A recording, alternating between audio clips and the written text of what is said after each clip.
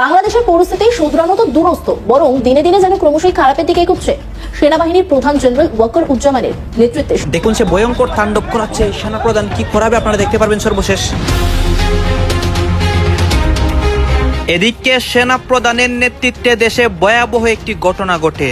Doctor ইউনূসের ক্ষমতা শেষ, শেখ হাসিনা সেই ক্ষমতা পাচ্ছে। রাশিয়া থেকে ষড়যন্ত্র করা এইসব হয়েছে, সবকিছুই দেখানো হবে সম্পূর্ণ প্রতিবেদনে। হাসিনার চোখ দিয়ে বাংলাদেশকে দেখলে ভুল করবেন। দিল্লির সাউথ ব্লকে বলতে চাই, বিশেষ কোনো দলের সঙ্গে নয়, এদেশের ইউনূসের নেতারা তো রেগে বো কত বড় আস্পর্ধ একবার ভাবুন। ভারতের উপর নির্ভর করে খেয়ে পরে বেঁচে আছে, আবার সেই ভারতের উপর চোখ রাঙাচ্ছে। বাংলাদেশের ইতিহাসে একটা নজিরবিহীন ঘটনা ঘটেছে। স্বাধীন বাংলাদেশ 1971 সালের পর থেকে এই দ্বিতীয় স্বাধীনতার আগ পর্যন্ত এই দৃশ্য কখনো প্রত্যক্ষ করেনি। সত্যি অভূতপূর্ব দৃশ্য, ইমপ্রেসিভ।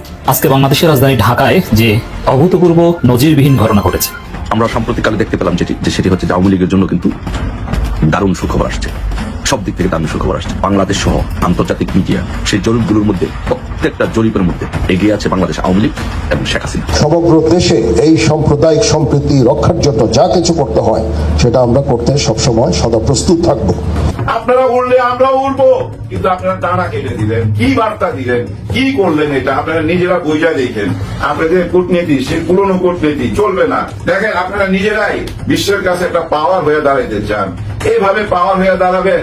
উপর থেকে স্যাটেলাইট থেকে যদি দেখেন, সত্যিকার অর্থে আমাদের দেশটা তো একটা মুরগির ডিমের মতো। দায়িত্ব নেওয়ার পর মোহাম্মদ ইউনূস বাংলাদেশের মানুষকে কি বলেছিল মনে আছে? যদি মনে না থাকে আমি আরো একবার মনে করিয়ে দিই। তিনি বলেছিলেন একসময় বাংলাদেশের কাছে আন্তর্জাতিক স্তরের সমস্ত দেশ আসবে, বাংলাদেশ কারোর কাছে যাবে না। শেষ 8 মাসে মোহাম্মদ ইউনূসের এই সময়কালে কোন আন্তর্জাতিক দেশ বাংলাদেশে এসেছে আপনারা যদি একটা উদাহরণ দিয়ে বলেন, তাহলে হয়তো আমি মেনে নেব এই মোহাম্মদ ইউনূস আসলে বাংলাদেশের ইতিহাসের সুপার। আসসালামু আলাইকুম এভরিওয়ান, সবাই কেমন আছেন? আশা করছি সবাই ভালো এবং সুস্থ আছেন। ভিডিওর টাইটেল এবং থাম্বনেল দেখে আপনারা ইতিমধ্যে বুঝতে পেরে গিয়েছেন ভিডিওটি কতটা গুরুত্বপূর্ণ হতে যাচ্ছে। সো সম্পূর্ণ পুরো বিষয়টি দেখার জন্য ভিডিওটি এক মুহূর্ত না টেনে সম্পূর্ণ দেখে আসুন। তবে চলুন শুরু করি। একটা নজিরবিহীন ঘটনা ঘটেছে। স্বাধীন বাংলাদেশ 1971 সালের পর থেকে এই দ্বিতীয় স্বাধীনতার আগ পর্যন্ত এই দৃশ্য কখনো প্রত্যক্ষ করেনি। সত্যি অভূতপূর্ব দৃশ্য, ইমপ্রেসিভ।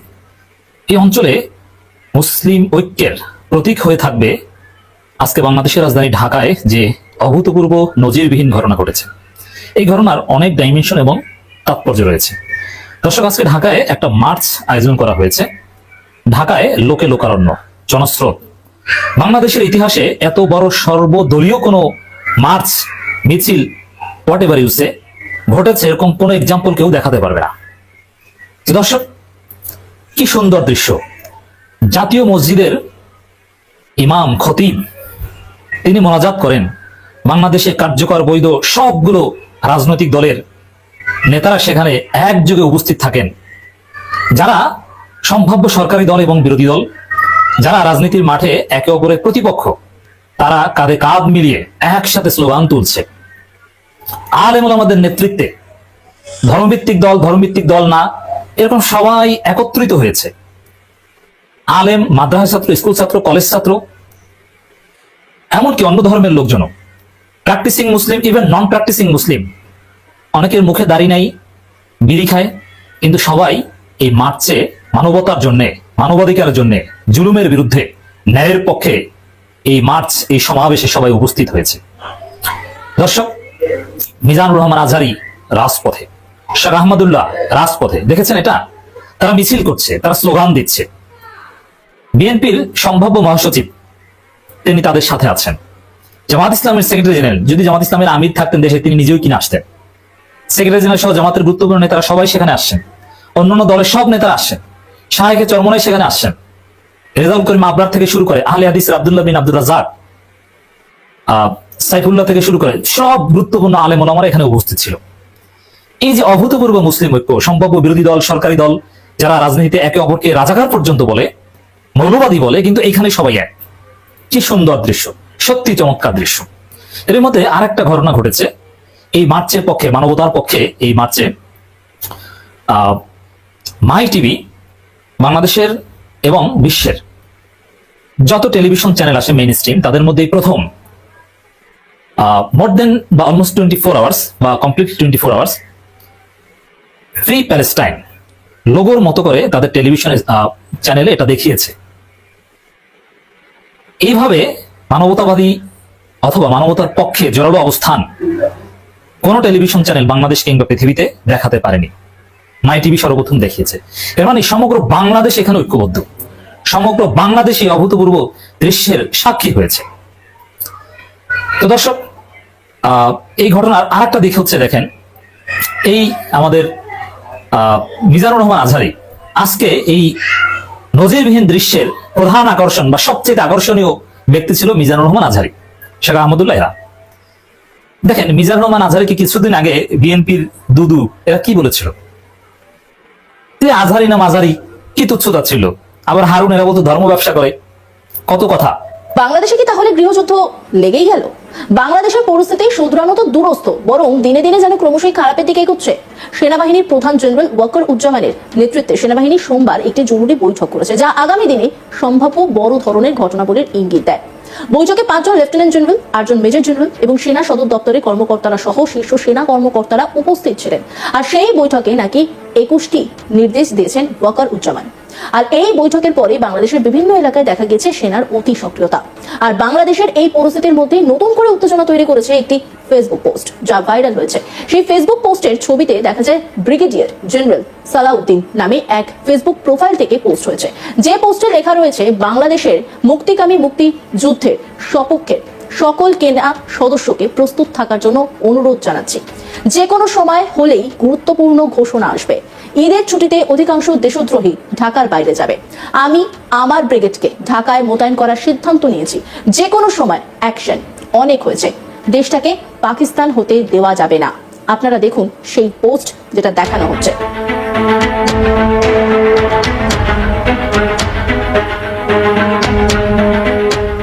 এছাড়াও একই প্রোফাইল থেকে আরো একটি পোস্ট দেখা যায়, যেখানে লেখা বৈষম্য বিরোধী আন্দোলন সব সন্ত্রাসীদের শীঘ্রই অ্যারেস্ট করা হবে। সবাই পোস্টটা শেয়ার করো, মুক্তিযুদ্ধের সৈনিকদের জানিয়ে দিন। বলা বাহুল্য, দুটি পোস্টের সত্যতা যাচাই করেনি আজ তাক বাংলা। আমরা যখন দুটি পোস্ট খোঁজার চেষ্টা করি তখন কোনো রকম পোস্ট খুঁজে পাওয়া যায়নি। উল্লেখ্য, প্রোফাইল ডিলিট করা হলে এই ধরনের পোস্ট খুঁজে পাওয়া সম্ভব হয় না, কিন্তু পোস্টের দুটি স্ক্রিনশট ইতিমধ্যেই ভাইরাল। আর এই পোস্ট সম্পর্কে আমরা যখন ডিফেন্স বিশ্লেষক আর কে শ্রীবাস্তবের সঙ্গে কথা বলি, তিনি জানান বাংলাদেশে ব্ল্যাক প্রোপাগেন্ডা চলছে। তিনি এও জানান সোশ্যাল মিডিয়ায় যা প্রচার করা হচ্ছে তা বাংলাদেশ আর্মির জন্য ভালো না। শ্রীবাস্তবের মতে ফেসবুক, টুইটার আর্মি এই কাজগুলি করেছে। বাংলাদেশ আর্মির জন্য এসব পোস্ট ভালো নয় বলে জানিয়ে তিনি বলেন সবাইকে সজাগ থাকতে, বাংলাদেশের মানুষকে সজাগ থাকতে বলেছেন তিনি কি বলেছেন শোনাব আপনারা। বাংলাদেশে এখন এই গতকালের পর অনেকগুলো ব্ল্যাক প্রপাগান্ডা ওখানে আছে। ব্ল্যাক প্রপাগান্ডা মানে হয় ওরা একটা কোনো কথা বলছে, কিন্তু ওরা রিয়েল কার কাছে অ্যাট্রিবিউট করবো, কাকে ধরবো আমরা, এটা জানা যাচ্ছে না।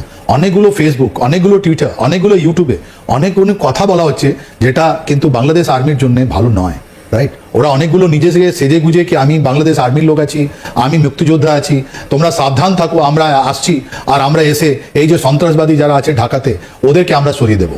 ভাই, আমি নানান কারণে আমাদের সেনাপ্রধানের ভক্ত, সিরিয়াসলি জেনারেল ওয়াকারুজ্জামানের। বিষয়টা কেমন লাগে যে রাশিয়ার বড় বড় সেনা অফিসার যে পটুটা, হ্যাঁ ভাবি ওকে বান্দাই রাখবাম, কি কাজে রাখলাম, দেখতে তো ভাল লাগে যে আমরা রেবাটা মাশাল্লাহ। যাই হোক, আমাদের সেনাপ্রধান জেনারেল ওয়াকারুজ্জামান, ওনার হেটার্সও আছেন, ফলোয়ার্সও আছেন, আর আমরা অনেকটা আছি ধরেন বাঙালি জাতি, শূন্য মুসলমান যে আছে না, আমাদের মধ্যেও আছে যে আমরা কাউকে ভালো বললে ভালো মনে করি, আবার কেউ খারাপ বললে খারাপও মনে করি। এটা যার যার পয়েন্ট অফ ভিউ। বাট আমার কাছে মনে হয়েছে যে বাংলাদেশকে রাইট নাও স্থিতিশীল রাখতে জেনারেল ওয়াকারুজ্জামান একজন সিপাহ সালার হিসেবে কাজ করছেন। আমার ওনার সম্পর্কে কোনো অভিযোগ নাই, ফাইন ম্যান।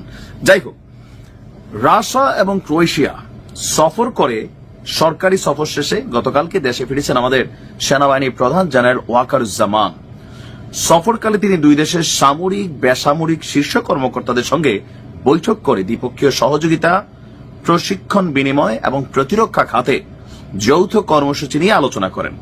বাংলাদেশ আর্মির ভেরিফাইড ফেসবুক পেজে বিষয়টি জানানো হয়। ইভেন আমি আবারও বলি, যখন কয়েকটা দেশের মধ্যে বা বিশেষ বিশেষ দেশের মধ্যে উচ্চ পর্যায়ের এরকম একটা সফর হয়, তো সেখানে প্রকাশিত অনেক কিছু থাকে, অপ্রকাশিত অনেক কিছু থাকে, ঠিক আছে? তো এখানে প্রকাশিত যে বিষয়গুলো আমরা দেখি কি কি হয়েছে, যে 7 এপ্রিল তিনি রাশিয়ার ডেপুটি ডিফেন্স মিনিস্টার জেনারেল ফোমিনের সাথে বৈঠক করেছেন। তারপর সেখানে প্রশিক্ষণ সহায়তা, রাশিয়ার দক্ষ জনশক্তি রপ্তানি, উচ্চশিক্ষা, আঞ্চলিক নিরাপত্তা, যৌথ সামরিক প্রশিক্ষণ, অনেক কিছুতেই তিনি সেখানে কথাবার্তা বলেছেন, চুক্তিও হয়েছে কিছু। 8 এপ্রিল রাশিয়ার সেনাবাহিনীর প্রধান জেনারেল ওলেগ সালিকিউভের সাথেও তিনি বৈঠক করেছেন এবং প্রশিক্ষণ প্রতিষ্ঠানের মধ্যে প্রশিক্ষণার্থী বিনিময়, প্রতিরক্ষা সহযোগিতা এবং ভবিষ্যৎ কর্মপরিকল্পনা নিয়েও আলোচনা করেছেন। আর সফরের অংশ হিসাবে রাশিয়ার রাষ্ট্রীয় জ্বালানি সংস্থা রোসাটমের মহাপরিচালকের সঙ্গে রূপপুর পারমাণবিক বিদ্যুৎ প্রকল্পের ভৌত নিরাপত্তা, বিদ্যুৎ সঞ্চালন নিশ্চিতকরণ নিয়েও বৈঠক করেন। মানে রাষ্ট্রীয় অনেকগুলো জিনিস তিনি করে আসছেন এই সফরে। এছাড়াও রোস্টেক এবং রোসো বোরন এক্সপোর্টের শীর্ষ কর্মকর্তাদের সঙ্গেও বৈঠকে দুই দেশের প্রতিরক্ষা সহযোগিতা দ্রুত ও কার্যকর করার বিষয় নিয়ে তিনি আলোচনা করেন।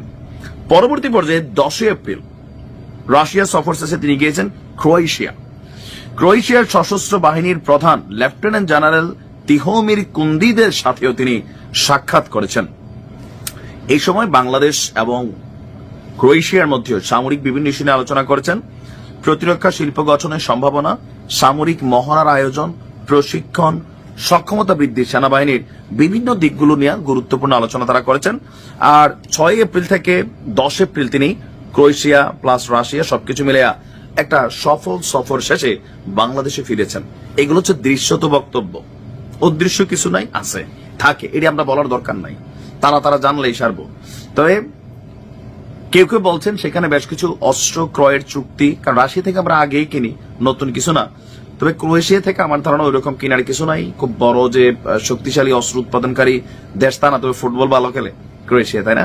আমিও ক্রোয়েশিয়ার খেলা দেখি, ভালো লাগে। তবে আমার কাছে ওভারঅল যে জিনিসটা ভালো লাগছে, এই মুহূর্তে বাংলাদেশের সংকটকালীন মুহূর্তে বা বিশ্বের এই অস্থির একটা মুহূর্তে যে হ্যাঁ বাংলাদেশের সাথে কাজ সম্পর্ক আছে রাশিয়ার, পুতিনের, যায় তারা আসা যাওয়া করে, একসাথে চা বিস্কুট খায়, দেখতে তো ভালো লাগে, তাই না? আর রাশিয়া বাংলাদেশের পুরান বন্ধু। 1971-এ আজকের দিনের চীন আর আমেরিকা যে ভালোবাসা দেখায়, ছিল না। তৎকালীন সময় এরা পাকিস্তানের তেল মার্চে সাপোর্ট করছে। Russia one and only Bluetooth country, বাংলাদেশকে যুদ্ধ পরবর্তী সময়েও সহযোগিতা করেছে। এরকম সফর হইতে থাকুক, আর ছবি টবি আমরা প্রিন্ট করে বাধাই করে রাখবো। ভালো থাকুন, আসসালামু আলাইকুম।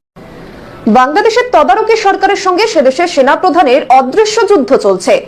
প্রত্যেকের জন্য চক্রব্যূহ তৈরি করছে, আর এখন দেখার সেই চক্রব্যূহে কে প্রবেশ করে অভিমন্যু হয়।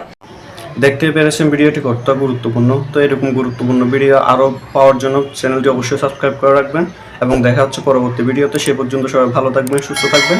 আল্লাহ হাফেজ।